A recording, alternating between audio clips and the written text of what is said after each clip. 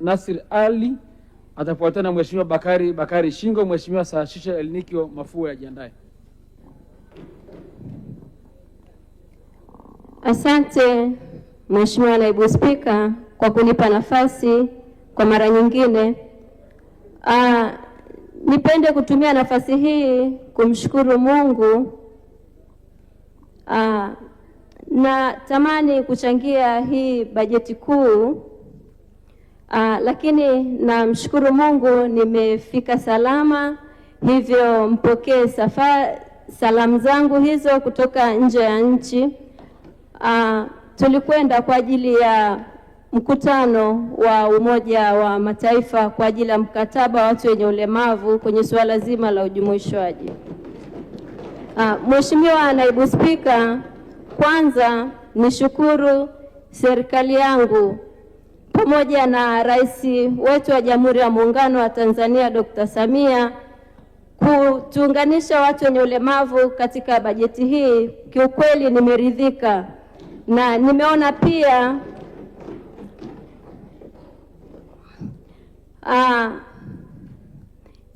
pia kuna kipengele ambacho kinahusu wanawake, watoto na vijana na wazee pia. Niombe Mheshimiwa Naibu Spika, hii 2% ya mkopo kwa watu wenye ulemavu ni kama haitunufaishi. Hivyo ndani ya bajeti zote watu wenye ulemavu wangewekwa.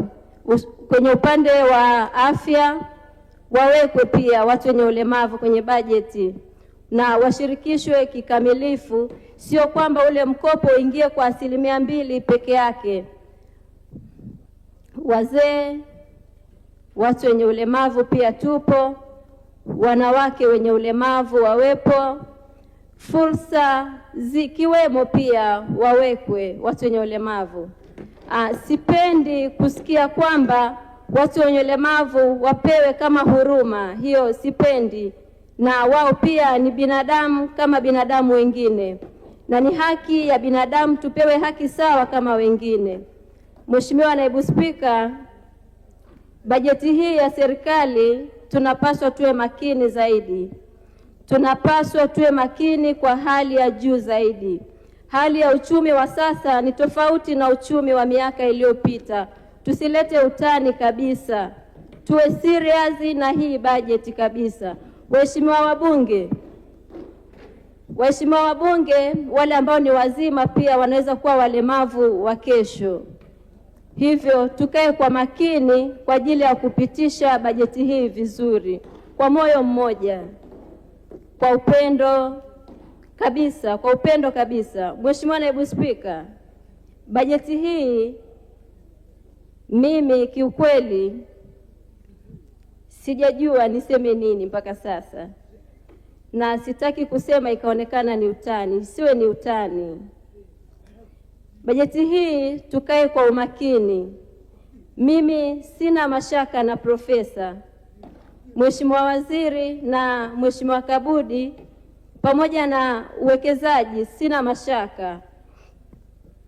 Masuala ya watu wenye ulemavu, mimi kwenye suala zima la mkopo, narudia tena, hatunufaiki mkopo wa 2%. Miaka na miaka mpaka sasa hatunufaiki. Sasa unafikiria kupata maisha bora kwa watu wenye ulemavu kwa 2%? Mimi napinga kabisa 2% kwa watu wenye ulemavu, hapana. Tunahitaji tupewe full kama wengine. Sisi watu wenye ulemavu sio watu wa kubebwa. Mheshimiwa Naibu Spika, ninaomba kwa unyenyekevu mkubwa mkopo wa 10% huu ni kwa ajili ya wanawake. Wapo wazazi wenye watoto wenye ulemavu, wapewe huu mkopo wa 10%. Naibu Waziri TAMISEMI, wakubali wapewe wazazi wa watoto wenye ulemavu kwa niaba ya watoto. Hivyo niombe Mheshimiwa Naibu Spika, hili ni ombi langu la mwisho. Narudia tena, mimi nitamalizia hapa.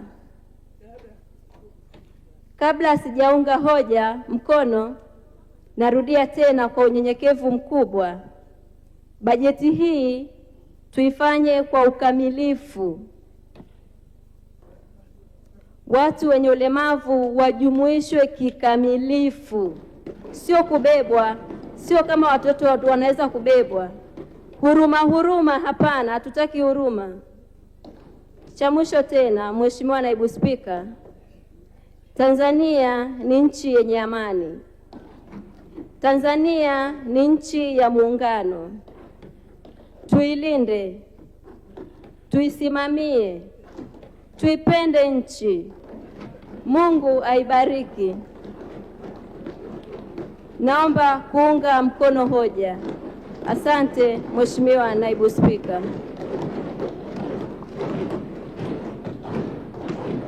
Mtaa mzima unajua maisha ni mwendo wa chapchap.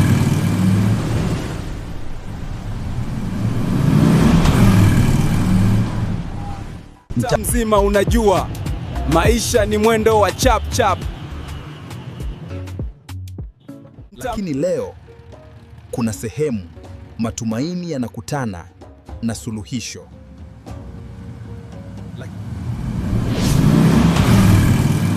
Kwa nini unahangaika? Njoo wezesha Mzawa Microfinance. Punguza stress, ongeza maendeleo.